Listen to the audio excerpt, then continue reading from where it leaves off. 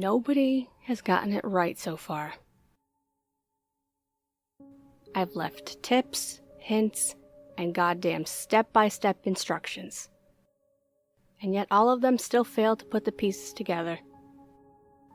If I want people to follow in my footsteps, I was eventually gonna have to just post this in its entirety. Shh. Don't worry, I haven't forgotten about you. Your time is coming. I'm just inviting a few others to join in on the fun. I wouldn't say I do this as a profession. People get paid if it's their line of work. I, however, have made disposing of people a hobby for myself. I'm very efficient in what I do. I choose my targets wisely, and as of to date, haven't been close to being under any suspicion. And I don't intend on that changing. I have chosen to write this as I frequent Nosleep daily, and I'm beginning to see a worrying trend in flaws people describe when dispatching of a character within their stories. Hopefully, this will guide someone into being a bit more accurate and take more pride in what they're doing or writing.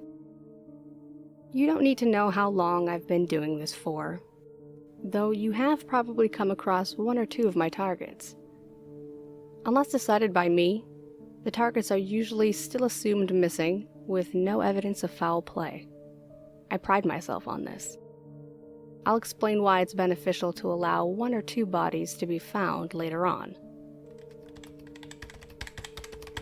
So, let's begin. Before anything, never do this in your hometown. Always pick somewhere at least 30 miles away. Never travel the same route to and from the location, and change your vehicle frequently. Pay for cars in cash, and always from a neighboring town. The target. Unless you are choosing a family member, colleague, friend, or enemy, always take your time in deciding the target. This can take days, weeks, or even months. They need to have particular characteristics if you are going to be successful. They need to be social, but not a party animal. You want them to go out after work with a few friends, but not be the last ones in the bar. Never approach them while they are out at this point. Do, however, take note of her footwear, whether they're casual shoes, sneakers, or heels. This can make a big difference. Take note which shoulder she carries her bag, what hand she prefers to use, if she smokes, where she usually keeps her phone, how often she goes to the bathroom while she's out, her routine when she gets home, who she lives with, if her neighbors are active, etc. If anyone becomes suspicious of you at this point, abandon the target and move on to the next. Prep. You need a spot outside the same hometown as your target, certainly not anywhere near your own, nor a rented building. You will need to own a small lockup, somewhere discreet, and somewhere that will not raise any suspicion. This is the crux in keeping things low-key. Take your time finding your lair. If successful, you will be spending many amazing days here. Do not store your tools inside when you're not there. Your tools should be kept in 3 separate locations picked at random. I prefer waterways, tied down below the surface in Ziploc bags. The only thing to ever be left in your lockup should be your target, and this is only once they are dead. The entire time they are alive, you are not to leave them. I have never left any of mine, and I swear by this rule. Besides, why would you want to leave anyway? I mean, there are so many things you can do. Every vehicle you own, ensure that they are road legal and won't bring any unwanted attention. Always pick black, red, or gray cars. They blend in easier, and on the whole, are generally looked over more often. Fuck you! Let me go!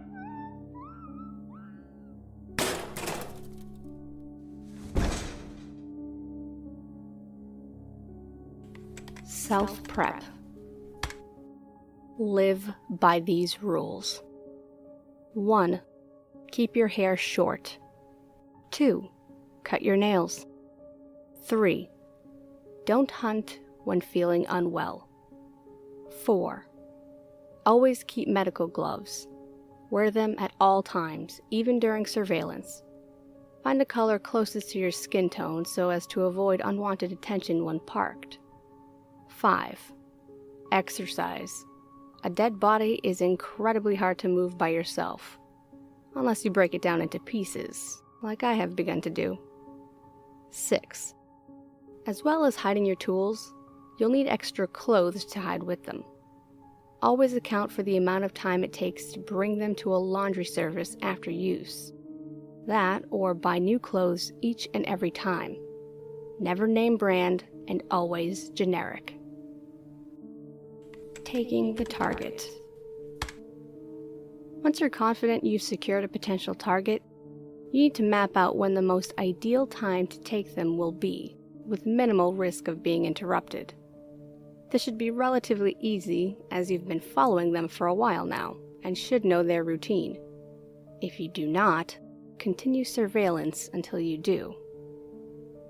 I prefer chloroform on a cloth or a napkin, but if you'd rather indulge in other methods, contact me directly.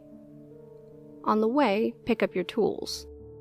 This is the moment you are most exposed with tools in the vehicle. Drive safely and be aware of your surroundings. Ensure you take all traces of the target with you. So, shoes, handbag, receipts, hairpins, badges, lanyards, everything. Take the battery out of their phone, wipe everything down, then take your time melting the phone down to nothing with a blowtorch. Before doing this, ensure you have taken down the following numbers: home, work, and 2 others from their recent call list, which are frequently called. Get the password from your target however you need to, but this must be done before arriving at the lockup.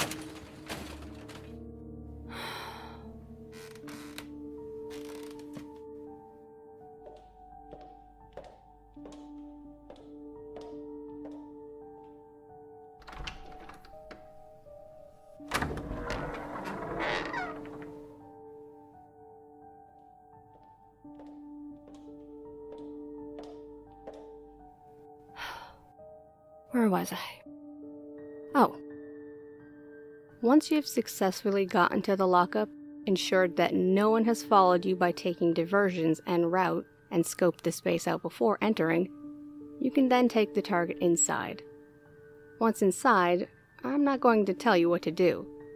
We all have different preferences, and I don't want to limit your imagination. It should go without saying that when you purchased the lockup, the first thing you did was make it soundproof. Now, you can really unleash. After all, you've earned it.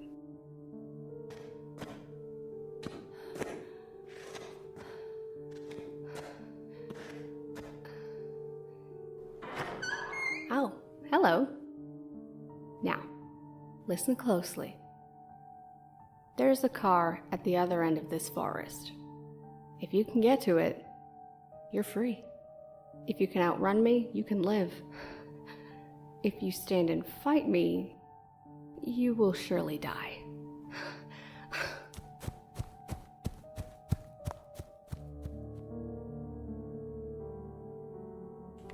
Disposing the body and covering tracks. Once you have used up the target and had your fill, it's time to wrap up this little adventure. By now, she should be dead. If not, finish her. The easiest step I recommend next is dismembering. At the knees, hips, torso, neck, shoulders, and elbows. Piece by piece, drive out to somewhere secluded. Set up a makeshift barbecue and grill the meat. Burn it beyond recognition, put out the fire, drop some bits of raw steak purchased from any butcher to attract wildlife, and leave. This can be done only for the little pieces. When you get to the rib cage, pelvis, thighs, spine, and skull, You'll need to burn them to charcoal and crush the bones down. Do this over a few days and spread out wherever you do it. You'll need to purchase a few burner phones for this next part. Used, pay-as-you-go, and untraceable. Over the next few months, periodically travel upward to 50 miles from the location you took the target and use these phones to text the numbers you had taken earlier. Don't get imaginative with the texts. Just say, "Hi, I'm fine. We're happy now. This is for the best. I love you all." Never use the same message for 2 different contacts. And never use the same phone twice. Treat them the same way you did the target's phone.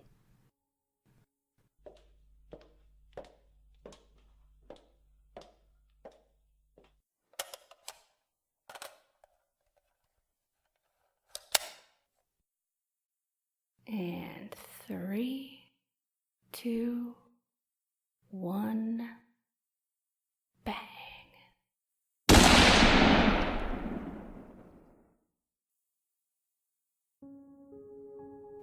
That's pretty much everything.